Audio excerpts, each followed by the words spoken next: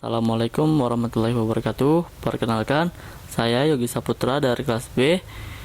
Baiklah, di sini saya akan menjelaskan karya ilmiah saya yang berjudul Keindahan Berdasarkan Tradisi Ilmiah Islam Melalui Metode Burgani dan Irfani.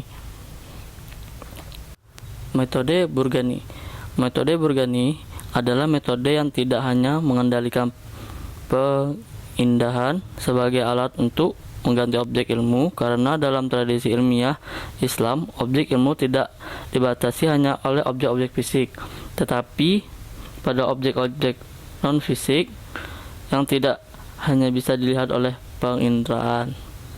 Konsep keindahan. Keindahan berasal dari kata indah. Secara konseptual, indah adalah keadaan enak dipandang, cantik, bagus, elok. Keindahan melekat pada yang mempunyai sifat indah, misalnya seni, pemandangan yang indah, pemandangan alam, manusia, rumah, suara, dan sebagainya. Bicara tentang keindahan, tak ada kita harus menengok jauh ke belakang, yaitu ke zaman Yunani kuno, abad ke-18. Pada saat itu, pengertian keindahan telah dipelajari oleh para filosofi. Dalam bukunya yang berjudul Garis Besar Estetik, menurut cakupannya, orang harus membedakan antara keindahan sebagai suatu kualitas abstrak dan sebagai sebuah benda tertentu yang indah. Untuk membedakan ini, dalam hal bahasa Inggris sering digunakan istilah beauty atau keindahan. Dalam pembahasan filsafat, kedua pengertian itu kadang-kadang diperpadukan saja. Metode Irfani. Metode Irfani menggunakan metode Targani dengan penginderaan dan menggunakan metode Burgani dengan akal, termasuk masih diperlukan metode ilmiah lain untuk kepersonaan ilmu manusia. Dalam tradisi Islam, selain indera dan akal, masih ada lagi atau alat pengetahuan.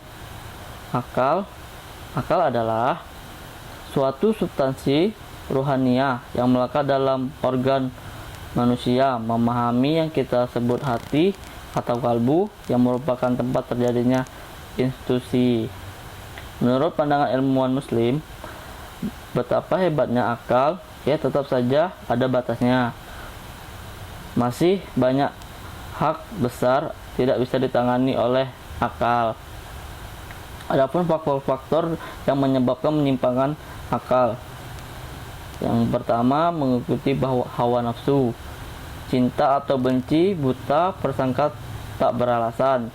Yang ketiga, takabur. Yang keempat, buta terhadap pandangan nenek moyang atau yang pendahulu. Mereka yang memiliki ketakutan dan pemakaian diri yang jumud. Mungkin akal pun belum bisa menjangkau keberadaan keindahan yang sifatnya non-fisik, misalnya keindahan surga. Meskipun kita meyakininya, tapi akal bukan satu-satunya alat yang bisa kita gunakan untuk realitas-realitas seperti biasa. Mungkin akal bukan satu-satunya alat untuk kita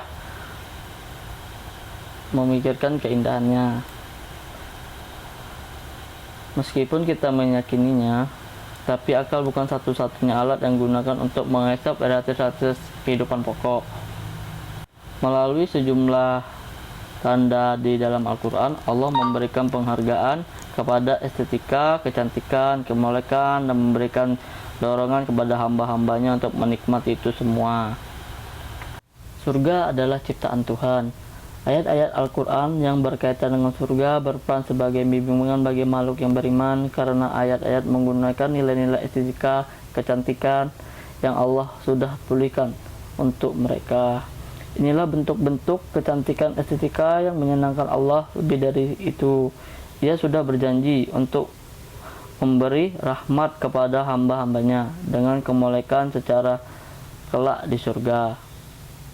Dalam cahaya inilah orang-orang beriman mencoba menciptakan suatu lingkungan seperti yang digambarkan terdapat di surga untuk mereka menikmati sendiri dunia ini, sehingga dalam Demikian memperoleh pola hidup yang ditandai dengan semakin melimpahnya keindahan. Manusia juga ciptaan Tuhan. Manusia adalah ciptaan Tuhan. Semua ciptaan Tuhan adalah indah.